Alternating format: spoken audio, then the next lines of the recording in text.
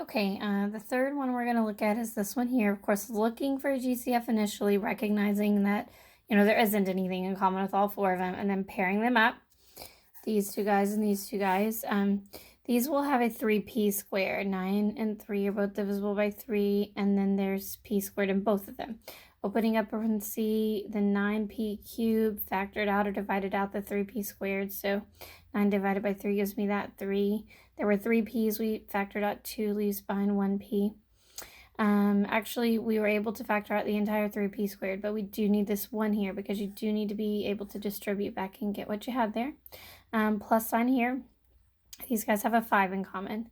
Open the parenthesis, leaving behind a 3p plus 1. And again, this factor is letting us know that factoring by grouping did work for this one, okay? So he'll be written down once, while the 3p squared plus 5 will create your other factor. The next one actually does have a GCF in all of them because you see the 6 and the 36 and the 6 and the 36, so they all have a 6 in common. Variable-wise, there isn't anything that is in all four of them, okay? So I've pulled out my 6, factored it out, left behind an AW minus a 6AK. 36 divided by 6 gave me the 6. Pulled out this 6, left behind a b squared plus w. Pulled out this 6, left behind a negative 6b squared k. And then you see me pairing them up. And I just kind of let that 6 hang out all the way till the end, okay?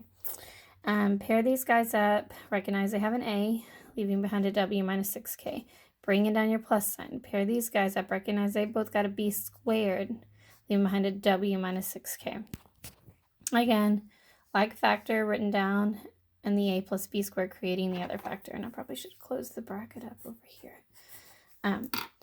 So that one is factored completely, okay? Similar problems here on the bottom. No GCF here. You see me pulling out the 5x squared from the 15x cubed and the 5x squared, another placeholder because we were able, not placeholder, but an important one really, because we divided out the entire 5x squared. This is also unique. There really wasn't a common factor between the 3x and the 1, but I did place a 1 out there. Of course, leaving behind a 3x plus 1. So when we create this one, our 3x plus 1 is our like binomial, our like factor, followed by this 5x squared plus 1.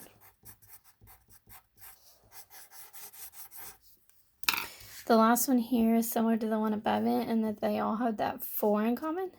Divided them out, leaving the 3xy, the 5xa, the minus 21ay, and the minus 35a squared. Parentheses, parentheses. These guys have just an x in common. Leaving behind a 3y minus, or plus 5a, excuse me. Bring down the minus sign, okay? 21 and 35 are both divisible by 7. They also have a single a in common. Leaving back the 3y. 7a times 3y gets you back to the 21. Negative 7 times positive 5 gets you back to the negative 35. So pay attention to that sign and make sure when he distributes back, he gets what you need up here, okay?